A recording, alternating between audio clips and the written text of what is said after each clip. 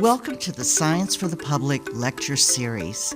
Science for the Public is an organization committed to bringing science information and issues to the general public.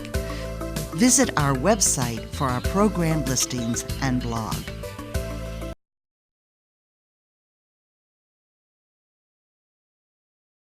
Good evening. I'm Yvonne Stapp for Science for the Public, and tonight's guest is Dr. John Quackenbush.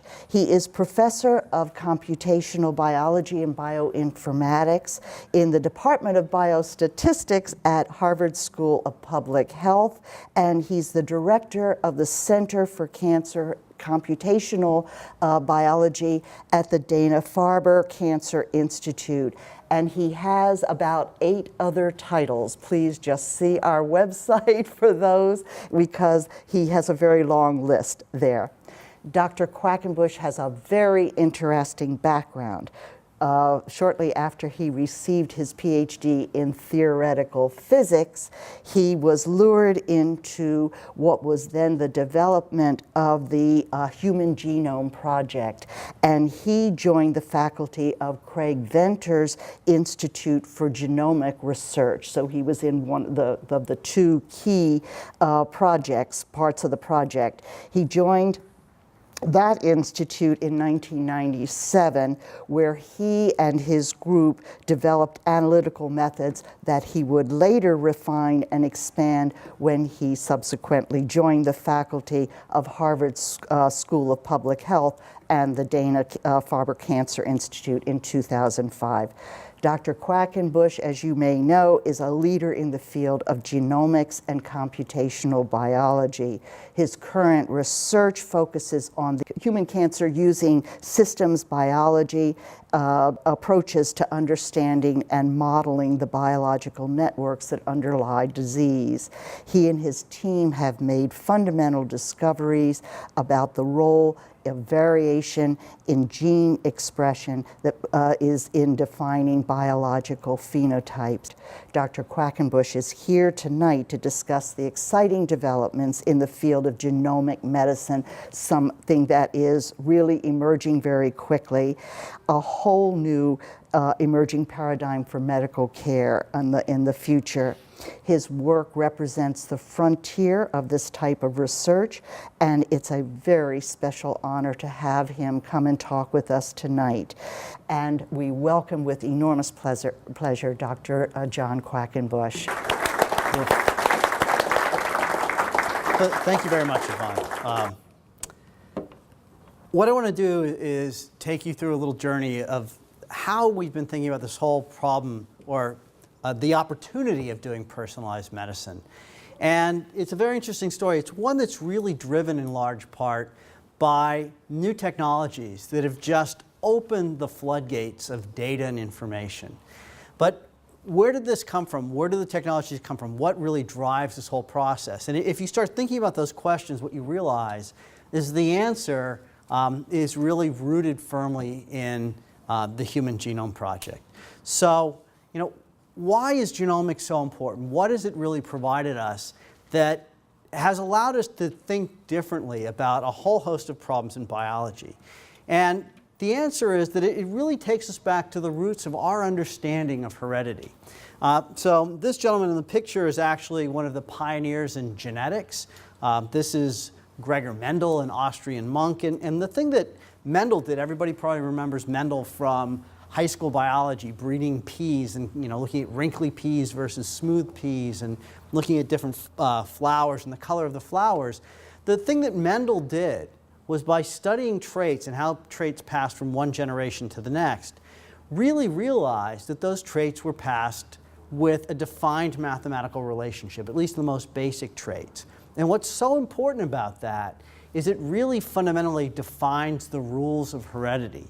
It points out, or it underscores the fact that we obtain traits both from our mother and from our father.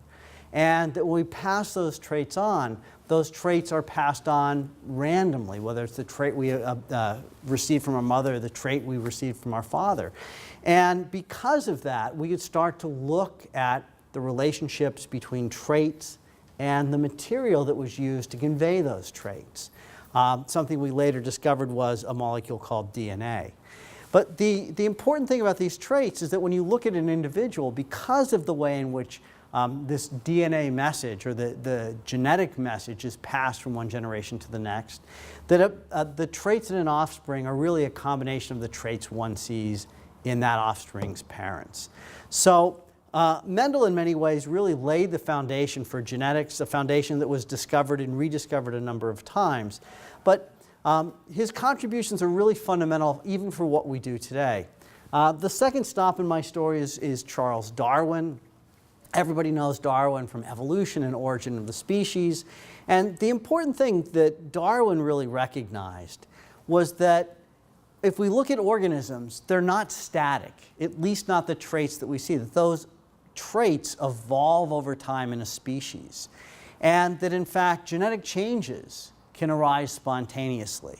That if we take a group of organisms that look identical and isolate them geographically and subject them to environmental changes, that there may be traits that arise or evolve that give certain individuals an advantage. And as those traits evolve and arise, and that advantage manifests itself, that genetic background can actually come to dominate a population or dominate a region and cause a species to look and behave differently. Now, you might think about that in the context of, Darwinian evolution and maybe Darwin's examples of finches on the Galapagos Islands. But even today, when we think about diseases like cancer, cancer is a genetic disease. It's one driven by evolution. It's driven by spontaneous genetic change where things like chemotherapy select the fittest tumor cells to survive and adapt.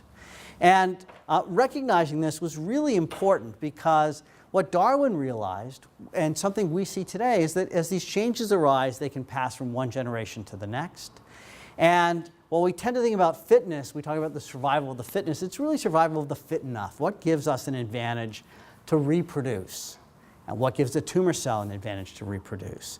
And so we started thinking about these genetic changes and how they influence the development and progression of disease in the same way we think about how they influence the development and progression of traits in a species.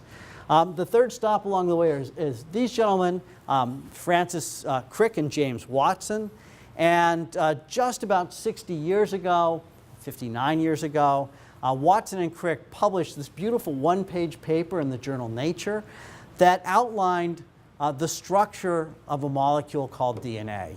And the thing that was really amazing about this structure and this molecule was that the structure allowed us to begin to understand the observations of Mendel and Darwin and others about genetics and how genetic changes evolve, arise, and are passed from one generation to the next. That over in the middle of the screen, sort of on the left-hand side of this paper, this little structure, this double helix, this spiral staircase, in fact, contain the ingredients that we now know are responsible for transmitting genetic traits from one generation to the next. So the model in that double helical diagram that Watson and Crick drew in their paper is a very simple one. DNA is deoxyribonucleic acid. It's a long-chain polymer made of nucleic acid subunits.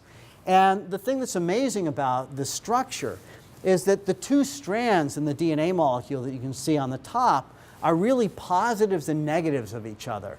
They're complementary. One matches the other, in the sense that if you look at the four bases in DNA, adenine, guanine, cytosine, and thymine, A, C, G, and T, that those four bases, in fact, pair together in a very specific way.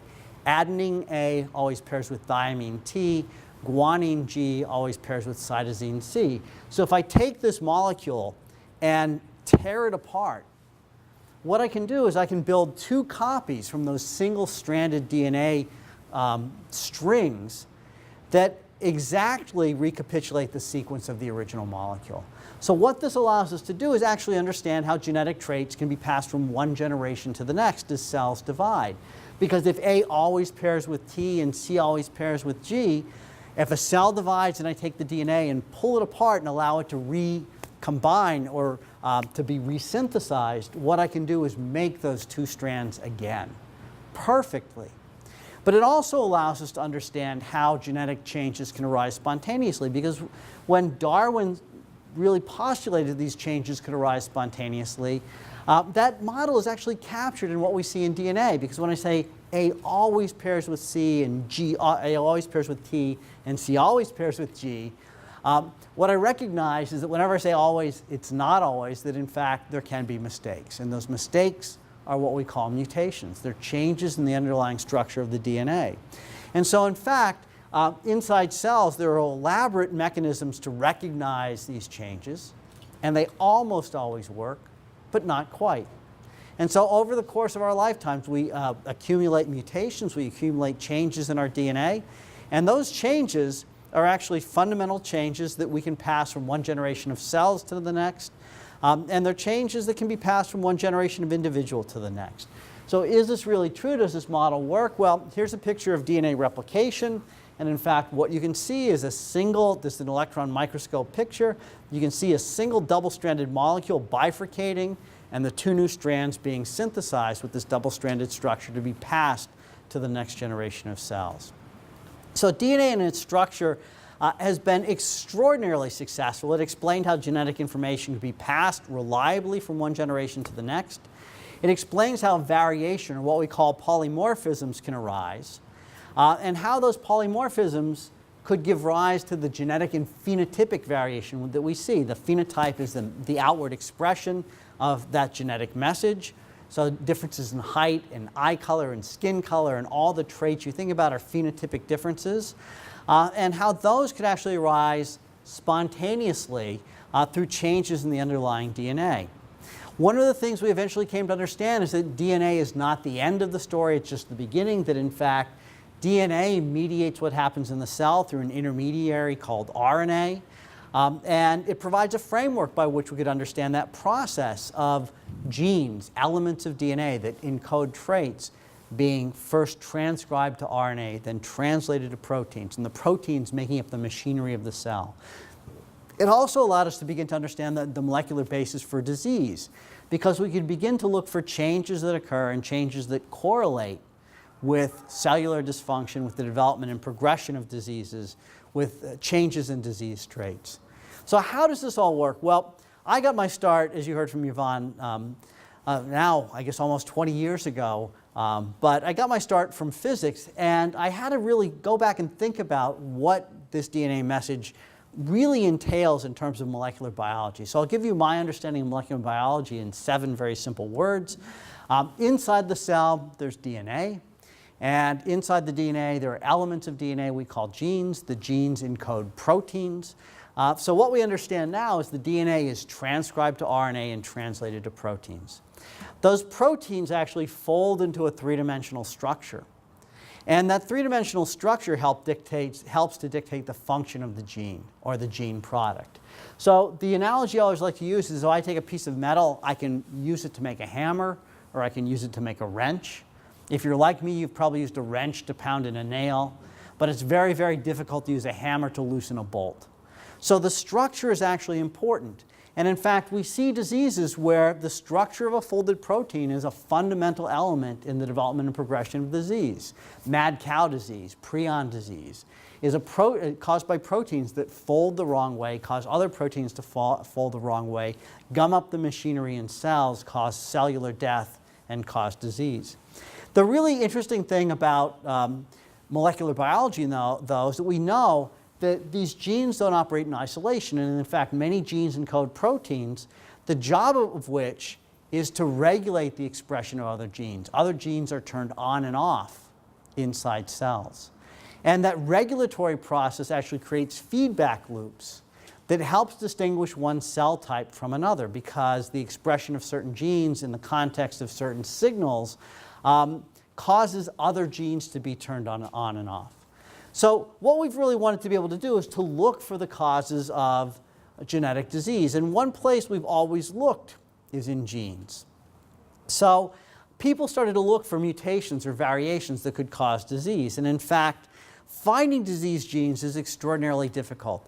Inside every one of your cells, there's DNA. That DNA is packaged in chromosomes. All of us have 23 pairs of chromosomes. There are 22 pairs that under a microscope look more or less identical. We call those autosomes. So 44 chromosomes or 22 pairs. In males, there's an X chromosome and a Y chromosome. In females, there are 2 X chromosomes. And so we have 46, and our gender is determined by, one of our phenotypic traits is determined by one of the easiest to detect changes in DNA, the presence or absence of a Y chromosome. But if you look at how much material is actually stored in those chromosomes, in one copy, so in 23 of the chromosomes, there are the 22 autosomes plus the X and the Y is really tiny, so I'll throw it in there. There are about 3 billion bases of DNA, okay? So how many are there exactly? Every one of us is a little bit different, but it's about 3 billion. 3 billion is a number which is difficult for me to understand. It's slightly larger than my salary. It's much, much smaller than the national debt. But to put it in perspective, 3 billion is about the number of seconds in 95 years. So if you were to start thinking about how much information was encoded in your DNA, and remember you have 2 copies of this set of autosomes and sex chromosomes, there are about 6 billion bases. So if you were to count every base and read everyone off 1 a second starting at birth, you'd have to live to be about 190 years old to get through the entire collection. So it's a tremendous amount of information. And what we recognized was that it was important to start collecting that data and that information in a systematic way. So in the early 1990s, scientists first at the Department of Energy, then at the National Institutes of Health, started thinking about going beyond looking one gene at a time and really started to think about the possibility of collecting the entire genetic sequence of a reference human being. And so a project was started in the early 1990s to sequence or read off the string of A, C's, G's, and T's in a representative human genome.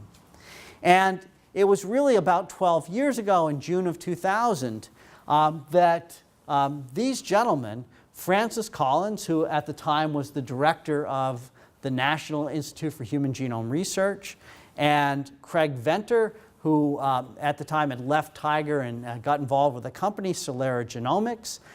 These 2 gentlemen in fact, led projects that raced to sequence the human genome. The public project got a big head start. The Venter and others sort of stole technology from the public project and went off and did it themselves. There's a lot of scientific and social and political controversy. But at the end of the day, in 2000, a truce was brokered.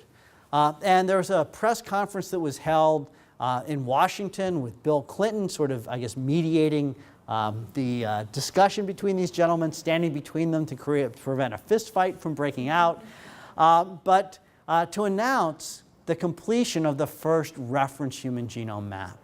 And really recognizing it was an international project, there was a simultaneous press conference held in the UK in London where Tony Blair stood with scientists from the Sanger Institute, which had been heavily involved in sequencing the human genome and represented the biggest effort in Europe.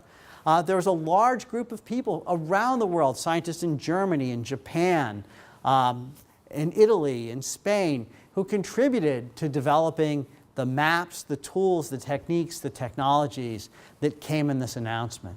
And what this announcement really represented was a high-resolution map, a first-pass catalog of all of the human genes. And while the draft genome was announced, finished in 2000, it would take another 5 to 6 years to really complete and finish at some level that genome sequence. Nevertheless, this gave us some really important tools because within that genome, we were able to discover about 25,000 genes. And people argue about what genes are and how many there are. So there are 25,000 genes that encode proteins. They actually encode many more than 25,000 proteins because of the different variants of these genes. But what these protein lists do, or the gene lists do, is they give us a parts list for a human cell. We can understand what proteins are encoded where in the genome. We're beginning to understand where all those proteins fit into different components in the cell and what they do, and how different genes when they accumulate mutations, can actually cause the cellular machinery to break down. So we've got this parts list, and what we're trying to do today is to put all these pieces together into a wiring diagram. It's sort of like imagining getting a parts list for your car and imagining that you know how that car works. But what's even more amazing is that if we look at that parts list that we think of as being representative for a cell is in fact the parts list for all the different types of cells that exist in our bodies. So we're trying to understand not only what the parts are, but how they fit together and how they're put together differently in different cell types. And the reason we want to understand this is because hopefully for most of us, what our brain cells are doing is very, very different than what our liver cells are doing. What our muscle cells are doing are very, very different than the cells in our lungs or our kidneys. So how do we take this material, how do we take this information and put it together?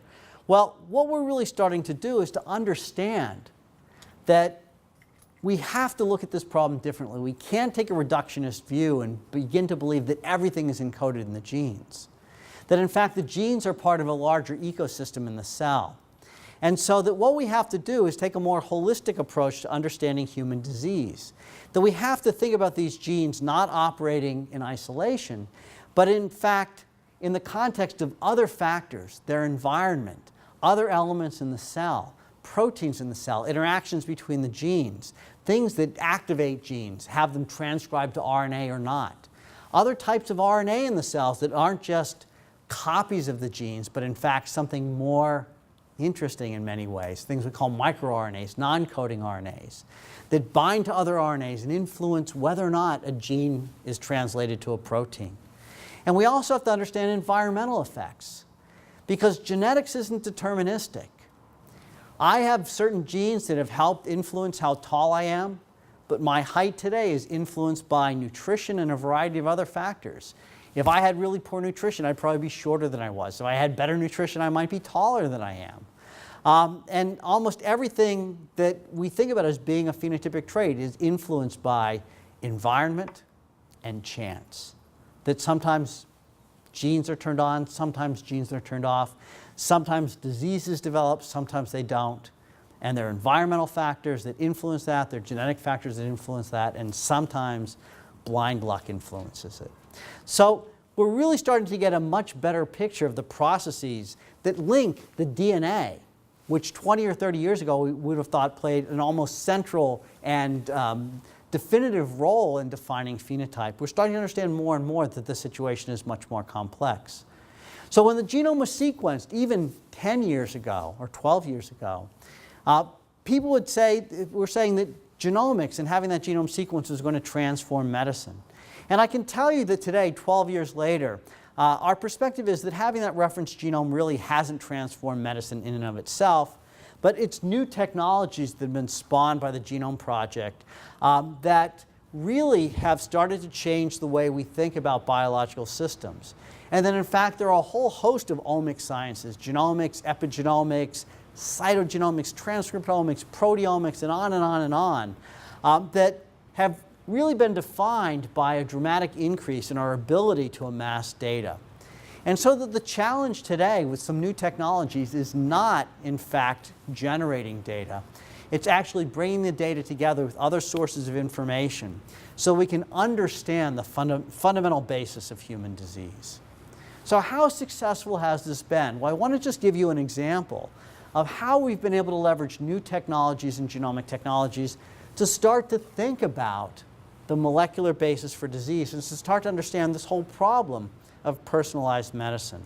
So the problem in cancer, where there's been much more work than in any other disease, is that we never really realized the full complexity of human disease. I mean, we know if two people have breast cancer or colon cancer and we treat them with the same drugs, one may survive and the other may not. And we didn't really understand why. But we always thought of disease as sort of being monolithic. You have breast cancer, and it's breast cancer, and that's what it is. But we understand that at some level, in a very visceral level, that there are differences between different tumors. What genomic technologies allowed us to begin to do is to understand the molecular basis for those differences. So that while we could use clinical information like the size of a tumor, its grade, how undifferentiated the tumor was, how extensive it was in terms of its local metastasis. Well, that gave us some clues as to how well someone might respond to therapy or how likely they are to survive. That in fact it wasn't the whole picture and could miss many things. So some early stage tumors may be very aggressive and some late stage tumors may actually respond to therapy well. And so it really suggests that there's some molecular basis for this difference, that there are different genes that are turned on and off in these different tumors in the same way that there are different genes turned on in your brain and on in your liver. So the question was, can we use these genome-inspired technologies to classify human cancers in a clinically useful way? And one of the first technologies where we really saw a big impact was on DNA, in the use of DNA arrays. In particular, what we call DNA microarrays. And while there are many incarnations, probably the most widely used was a technology developed by a company called Affymetrix. It was a set of synthetic pieces of DNA complementary to genes in the genome that were synthesized using a photolithographic technique on the surface of a chip about the size of a postage stamp. And what we were able to do using that DNA chip is put down representatives of the 25,000 genes in the genome, plus other things which were candidate genes. And then what one could do using this technology is actually take a biological sample. From that biological sample, blood or tumor or other tissue, one could extract these nucleic acids, either DNA, deoxyribonucleic acid, or RNA, ribonucleic acid, the intermediary between genes and proteins. We could extract the DNA or the RNA, and we could query it using these chips. And in fact, the most widely used chips were those that queried RNA, because what that allowed us to do is to see what RNAs were being made, which allowed us to see what genes were being turned on. And so we could look at that RNA, we could label it with fluorescent dyes, allow it to bind, and then really by looking at the fluorescence intensities, determine which genes were turned on and which genes were turned off. So Pat Brown and, Todd Golub and Eric Landers and others here in Boston actually used one of the first, conducted one of the first really extensive analyses of gene expression in tumors and asked whether or not you could look at the differences in how genes were turned on and off to understand the differences between different subtypes in leukemia. And what Lander and Golub and their colleagues did was they looked at two subtypes of leukemia, ALL, acute lymphoblastic leukemia, and ALL, acute myeloid leukemia. And when they profiled these on an array, a DNA array, what they were able to do was find that there were different patterns. So here, red represents genes that are turned up and blue represents genes that were turned down. And if they compared ALL and AML, which they did for about 38 patients, they were able to see a very clear distinction between these diseases in the genes that were turned on and turned off. And you can even look at this by eye and really see that difference very clearly. So that if you had the expression levels of these genes, if you looked at how the RNAs were turned on or turned up, turned down, turned off, you could actually distinguish AML from ALL. You could predict for a new patient who walked in the door without having a pathologist look at their sample, discriminate between those two disease subtypes. And one of the interesting things about this paper is that they actually found a sample that had been misclassified by a pathologist. That when they looked at the molecular profile, they saw in fact it wasn't what it was called, and when another pathologist went back and looked at it, they realized there was either a clerical error or some kind of error in judgment, and that the sample had been misclassified. So the molecular tools demonstrated the ability to discriminate between these disease subtypes. In breast cancer, though, we've probably seen the single biggest application of this technology. And this was an early paper by Charles Perot, David Botstein, Pat Brown, and others, in which they took DNA arrays and actually profiled expression patterns in a variety of different breast tumors collected at Stanford on the West Coast and in Sweden. And what they did, and I apologize that this is red and green, this is the picture from the paper that they published, I think designed to torment colorblind people who may not be able to see red and green. But the red and green here represents different patterns of expression, where red represents up and green represents down. And what Perot and his colleagues were able to do was actually look and see the same sorts of patterns with many more genes. Here there are about 1,100 genes they analyzed. But if you took the data and just grouped it together based on these profiles, what they saw in this hierarchical clustering dendrogram, this mathematical tool that allows you to group samples together based on shared patterns of similarity, that there were distinct branches, distinct subtypes. And the important thing about these subtypes that they saw in the data was not that they existed, but in fact that there were differences in the clinical outcomes for these patients based on the genes that were being expressed. So you could group people together and actually make a prediction about how likely they were to survive the disease. And in fact, what we now recognize is that there are at least 3, if not 4. There's some debate over how well we should try, or how precisely we should try to separate groups, but at least 3 or 4 distinct molecular subtypes of breast cancer. And the thing that's amazing about this is that those subtypes now are treated as distinctly different diseases. The therapies that are used depend on the genes that are turned on and turned off. So we've come a long way in understanding the relationship between DNA and RNA. And even at the level of simply looking at genes turning on and off, we've been able to begin to think about this process of personalizing treatment, of treating disease differently based on the molecular profiles. And what we've started to realize more and more is that the simple diagram that I showed you is actually much more complex. That in fact, the genes and proteins and RNAs come together to form complex networks of interacting molecules in cells. And that these networks actually drive a lot of the functional differences that we see between different cellular types. That these networks of interacting objects make the 25,000 genes simply part of a much larger, much more complex picture. If you look at the number of parts that make up your car, it's not millions, but they're put together in different ways that allow all the different complex systems in your car to function, and many of those same parts are parts that are used in boats and airplanes and other machines. So it's not just the parts, it's how the parts are hooked together. And in fact, we're starting to realize that it's more complex than those 7 words. In fact, it's more complex than these 8 words, that beyond the genes, what regulates the genes are actually other factors, these epigenomic factors that we talked about before. That in fact, inside cells, we used to think about this very simple process of genes encoding proteins. Some of those proteins being what we call transcription factors, the little TF in the diagram up here. That this is the protein encoded by another gene that would bind upstream of a gene in the DNA and turn it on, and bind to a specific sequence in the DNA to turn its downstream target on or off. That simple picture in my first 7 words is actually supplanted by a much more complex picture that represents the way in which the chromosomes themselves are arranged. That the DNA isn't just a string of nucleic acids. It's wrapped around these little proteins called histones, almost like beads on a string. And that those histones can be chemically modified by other proteins, enzymes in the cell.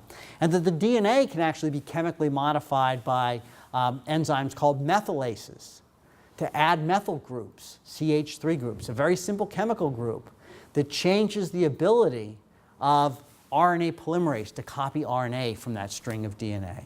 So that the regulatory processes in cells are very, very complex, and that the structure of the entire DNA wrapped around these histones, bound together in chromosomes, chemically modified, in fact regulates the process of gene expression.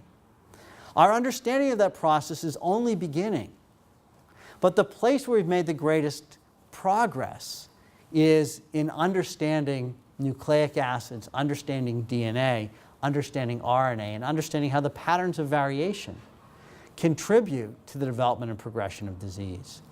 So what's driving this? Well, it's really technology that's driving our new understanding of everything from genetics to epigenetics, genomics to epigenomics. And what we recognize is that we'd like to be able to use these technologies to really understand the entire life cycle of disease and to really be better positioned to be able to do things like estimate genetic risk.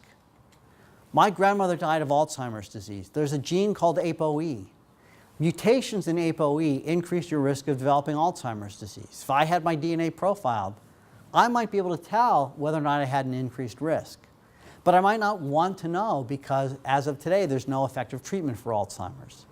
On the other hand, if I carried a mutation in BRCA1, a gene that's been associated with breast cancer, while I would have a slightly elevated risk as a man of developing breast cancer, my daughters might have a much significantly elevated risk. But would it be a death sentence for them? Maybe not. What would they choose to do? What would their physicians choose to do? That kind of information can be really critical, and we're trying to gain information that will allow us to do that. We're trying to understand how genetic changes occur in disease so we can better detect disease early, because many diseases are caused by spontaneous mutations, not variants that you inherit from your parents. Once we detect disease, we'd like to be able to stratify patients based on molecular profiles the same way that we stratified patients in breast cancer by understanding what genes were turned on and off. That we'd like to use that information to begin to dictate therapy in exactly the way we do in breast cancer, in the way we're beginning to do in other diseases like melanoma, skin cancer. There are genes now there are drugs now that target mutations in specific genes, in particular a gene called BRAF. That a mutation in BRAF can be targeted by a drug that can cause almost complete remission of the disease. Amazing therapies that come from understanding who is going to respond, that come from understanding what the basis of the drug's action is by targeting drugs to specific mutations, to specific variants. The whole goal of this is to try to improve outcome, to increase survival, and ultimately to give patients a better quality of life, to let them understand what their chances are for survival and to allow them to make decisions about how much treatment is enough, how much treatment is too much. A lot of this, as you probably guessed, has been driven by these DNA chips. But in fact, what we're really coming to recognize more and more is that these chips are being replaced by new technologies, new approaches, driven by new DNA sequencing technologies. So how do you turn this vision of personalized medicine into reality? The first thing you have to do is assure access to samples and make sure patients are consented to use those samples to drive studies. You have to develop a platform, a technology platform for generating data.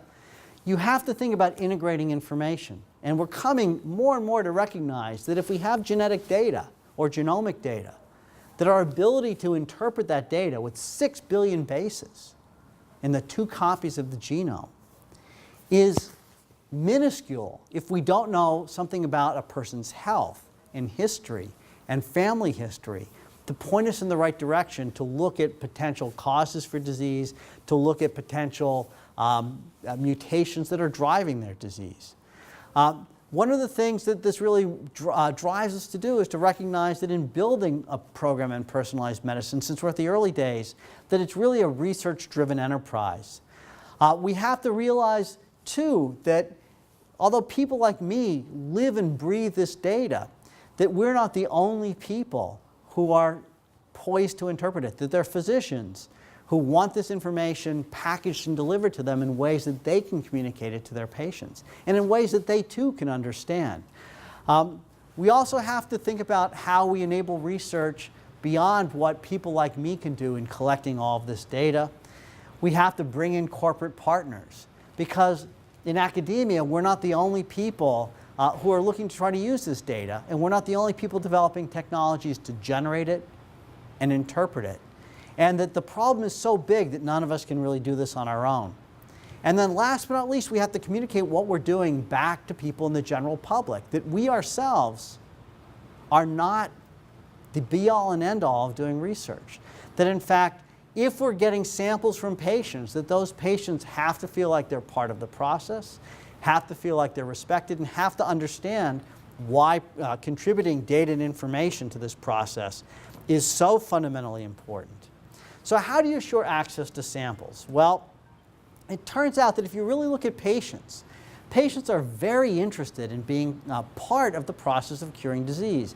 In fact, almost anybody who's studied this problem of informed consent, something that's the cornerstone of biomedical research, if you talk to patients, if you go to a cancer patient and say, Would you be willing to donate your sample to better understand the disease? The answer is almost always yes, because the patients realize that they don't want their children or their grandchildren or their cousins or nieces or nephews or strangers to have to suffer from the same disease, and that the genetic material in those samples, in fact, represents an incredibly valuable and irreplaceable tool for beginning to understand the nature of disease. And patients understand that readily. But the informed consent has to make them feel like they're part of that process of discovery. You can't go to somebody and say, I'm going to take your DNA and I'm going to do whatever I want with it, and I'm going to profit from it.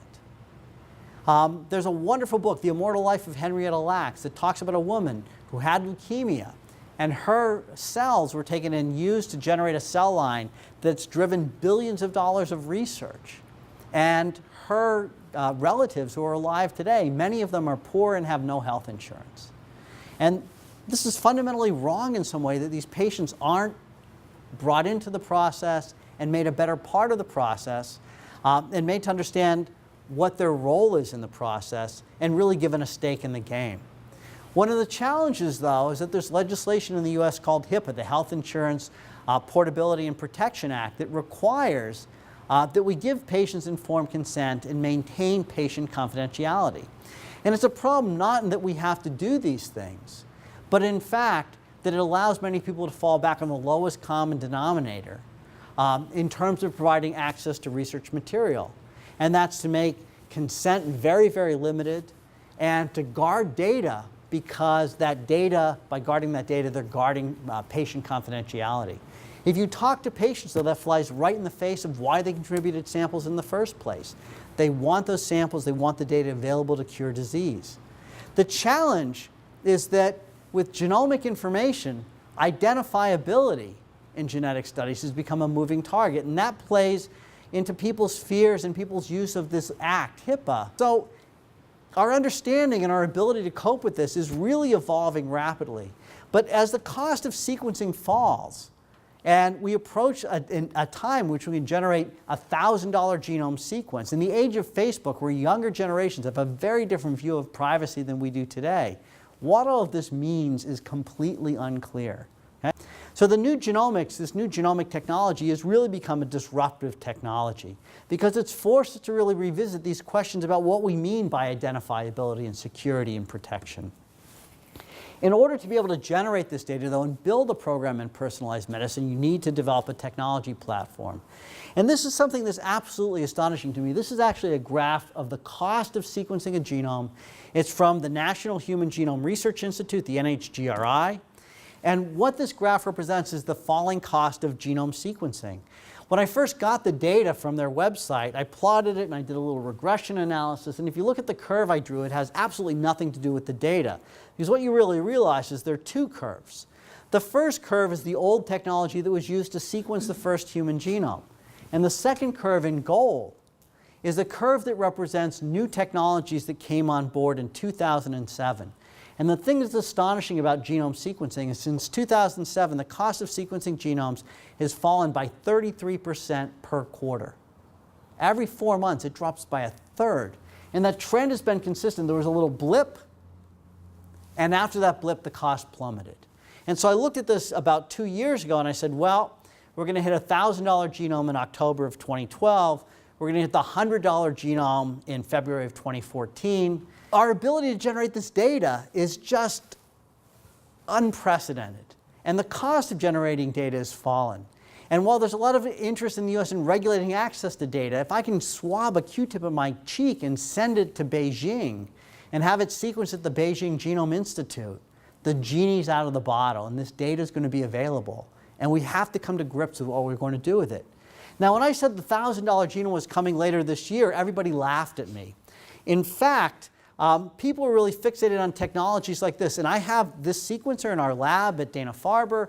It's the Illumina HiSeq 2000. And it will give you about 30-fold coverage of a genome, so deep enough to really be able to understand variations that exist. It costs less than $10,000. It can deliver a whole genome in about a week. And in fact, The cost has fallen even in the last 2 years. 2 years ago, we sequenced an ovarian cancer genome, and it cost us about $60,000. Today, there are companies like Illumina and Complete Genomics that will do it for $2,000 or $3,000. Okay? The cost is falling dramatically. But earlier this year, in January, a company, Life Technologies, bought another company, Ion Torrent, and they produced this instrument called the Ion Torrent Proton. It actually uses a little solid-state chip which has hundreds of thousands of micro pH meters. And since DNA is deoxyribonucleic acid, when DNA is synthesized, hydrogen ions are released. There are little micro changes in pH.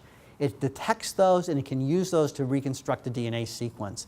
And in fact, their claim is that instrument will be available later this year, before October, so I was a little bit off, and sequence a genome in 24 hours for $1,000. Okay? Absolutely amazing. I showed this to my son. He watched WALL-E, the movie. He said it looks like Eva. So it's science and science fiction present today.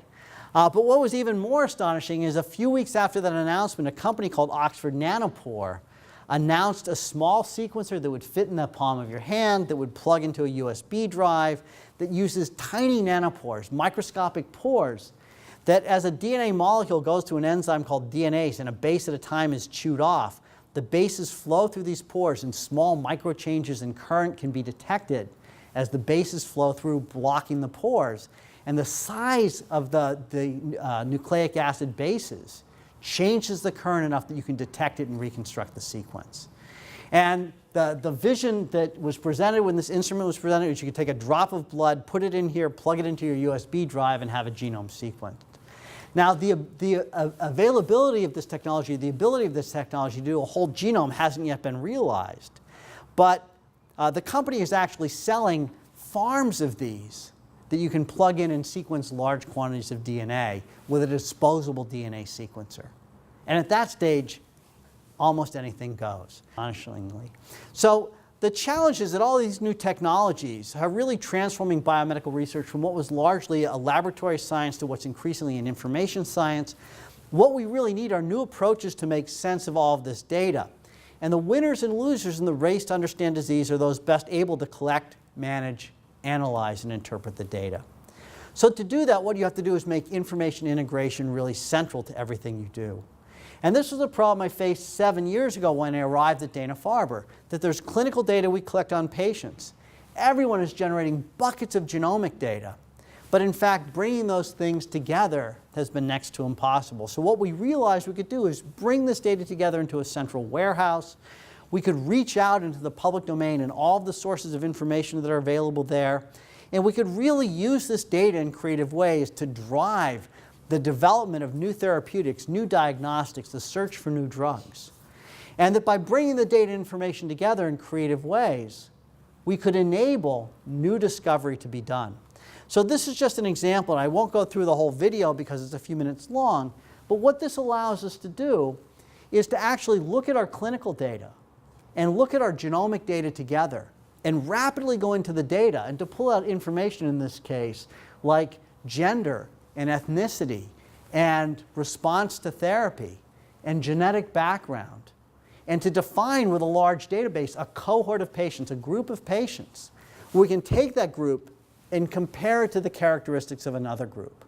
That by being able to take these groups and distinguish them based on clinical, ethnic, genomic characteristics, environmental characteristics, smokers versus non-smokers, we can actually begin to understand what factors influence the development and progression of their disease. So I'm not going to let the video run in the interest of time, but what tools like this have allowed us to do is to begin to conduct research. So one of the projects I've been working on is a project very much like the one I described in breast cancer. We've been looking at ovarian cancer, and one of the challenges with ovarian cancer is that in fact the disease itself has always been thought of as a single disease in terms of the way it's treated. All ovarian tumors are treated exactly the same way. What we realized is that we could look at the data we have from a group of patients and simply ask, can we find distinct molecular subtypes? So Stefan Bentic and Benjamin Hobb-Kahns, who worked with me, took data from 132 patients and looked at that data, found subtypes, and then validated the data in using data from the public domain. And this is a red and blue picture of exactly that kind of data analysis I showed you earlier for leukemias. What we were able to do is to find two distinctly different subtypes. A group on the right where a set of genes are turned down at the top and turned up on the bottom, and a group on the left where the pattern is different, where it's flipped. And the thing that's really interesting is when we asked what genes are driving this separation, it turns out that there are genes involved in the development of blood vessels, angiogenesis and vascular development. Now, why is this important? Well, as a tumor begins to grow, it needs to feed itself. And the way it feeds itself is by sending out signals to develop blood vessels. So a third of the patients are actually developing blood vessels or sending out these signals to develop blood vessels. The question is, do they do better or worse than the other patients? And it's a little bit difficult to see here in this figure. There's a little yellow curve down here on the bottom. On the top are the blue curve, is a blue curve. That's 2/3 of the patients that don't express this kind of signature. And on the bottom is a little yellow curve where the patients do express the signature, the non-angiogenic above the angiogenic patients. And in fact, what we see is a difference in survival that's statistically significantly different. If we look at all of the data that's available in the public domain, what we see is these curves are much clearer. Now, 1,600 patients, not the 130 patients or 32 patients we analyzed. The curves are much clearer and much more significantly different. Okay? They're distinctly different. Now, why is this important? Well, there are currently clinical trials underway in which standard chemotherapy for ovarian cancer patients is being augmented by a drug called Avastin or bevacizumab that inhibits angiogenesis. The interesting numerology is that a third of the patients in those trials who are receiving the drug respond to the drug. Okay? We don't know if they're the same third that we would predict, but it suggests a follow-on study that we can do to actually see whether or not we can identify those patients up front and treat them appropriately. So we've been doing research using our ability to bring together clinical and research data. One of the things we have to do is present that data to our scientific colleagues. So this is an example of a data access portal that we created for a lung genomics project we were involved in. And what we did when we looked at this is we realized that not all scientists are the same. You have quantitative scientists, you have laboratory scientists, and they approach data differently. The quantitative scientists, they have a use case, a way that we think about them using data, and their use case is very simple. The use case is, John, you're an idiot, just give me the data so I can analyze it the right way. But even they don't want all of the data. What they want to do is go shopping for data. So we essentially set up a little shopping cart where they can load up the cart with the data they want, it bundles it, and it delivers it to them. We realized that most of our biological colleagues work on particular genes or pathways, and pathways are collections of genes. So we gave them tools so they could go in and actually select genes, pull out those genes, and then get a report that tells them everything we know about those genes given the data that we've been able to collect. So in this case, we're looking at gene expression levels of a gene AKT1 that's important in respiratory diseases, and looking across patients with COPD, emphysema, ILD, interstitial lung disease, and matched controls. And we actually see that in the ILD patients, the gene expression levels are suppressed slightly. Is this significant in terms of the biology? I don't know, but it gives us a clue that we can start to investigate and really try to understand the basis for disease. We've built tools to be able to look at this in the context of the genome and look at genes where they sit relative to other genes because their local environment is important. And we've used tools like the one I was showing you a video of to allow us to come in and select patient cohorts using genetic data together with demographic data and clinical data that we can feed into analysis tools to look for the genes that are truly different across the different assays we perform and to understand what those differences mean in terms of the biology. So we've built tools that really enable our colleagues who aren't necessarily quantitative scientists not to become what we like to call editors of genomic content, where they don't have to be able to go in and program a computer to make sense of the data, where they can touch the data, feel it, interpret it, and learn something from it. One of the things I told you earlier is that we've tried to engage corporate partners, and so we're really committed to finding the best of breed tools that are available and to do this in intelligent ways. The project I talked about in building this central warehouse, this database, was initiated with a grant from the Oracle Corporation. We've partnered with a company, IDBS, to build that interface that I showed you to select cohorts. We've worked with Illumina, one of the sequencing technology companies, on a variety of different projects that have helped move our research forward. We've been working with information content companies like Thomson Reuters to try to bring what's in the literature, both the scientific literature, the clinical trials literature, other places, other sources of information together to better understand disease and to figure out how to give it to patients. We've been building partnerships with other genomic companies to really take this information and package it in a way that we can start to develop new tools and new approaches to make sense of it. One of the things you have to do is enable research beyond your own. And in my introduction, Yvonne mentioned that I'm the director for the Center for Cancer Computational Biology. The mission of our center is actually to help other people analyze their data.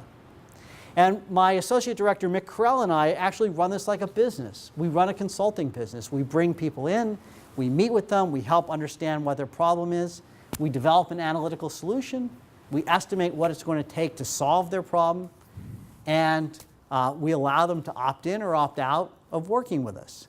And if they work with us, we deliver answers to them very rapidly, very quickly, in a way that they can interpret the data without having to be those quantitative scientists. One of the things you have to do is communicate your mission to the community. This talk is an example of me trying to do that in person, but I can't show up everywhere.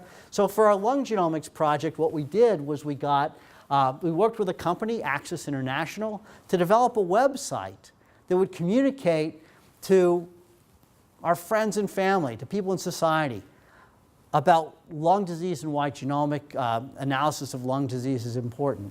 When we worked with this company, we wanted to come up with an image that would convey lung disease or freedom from lung disease in breathing. So we have blue skies and green fields. It sort of looks like a Claritin box, probably because it's an image that works well. But what you can do is actually go and click on all of these different elements, all these different menus, and get information about genomics, primer on genomics, primer on sequencing, a discussion of the people who are involved. And as you recognize, it really helps to have very attractive people on the website because it draws in friends and family. The last piece, and the reason this is so important, is that patient involvement is absolutely essential. Patients are our partners in curing disease. And educating people about why this is important has really become a fundamental part of the work that we do.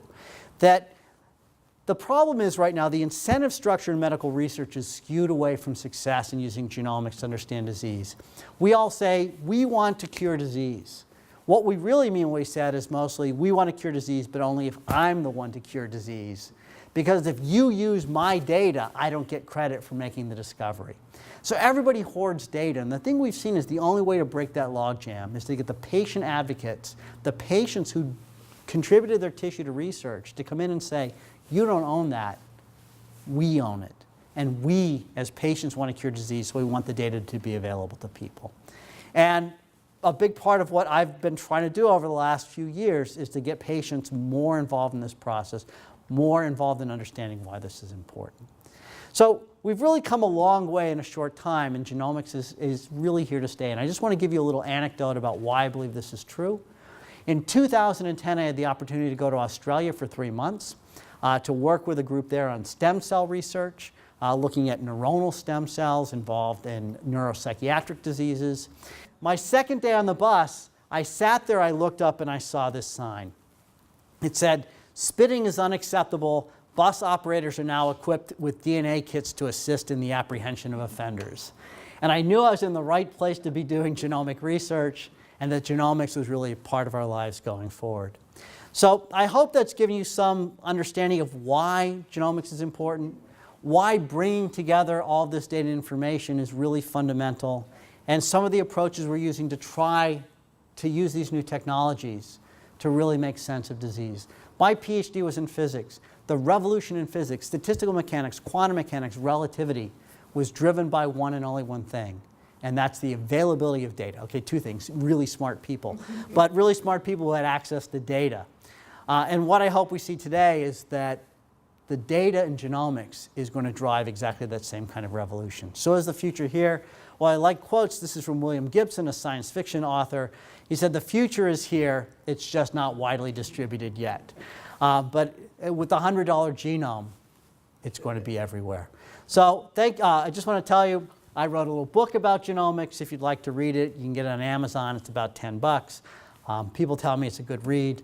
And I just want to really point out that the work that I'm describing is not just work I've been doing, but really the work of an entire community, an ecosystem of people and organizations that supported this work that have made it possible. So thank you very much for your invitation to present here. And for those of you who are here and who stayed, I'd be happy to answer questions.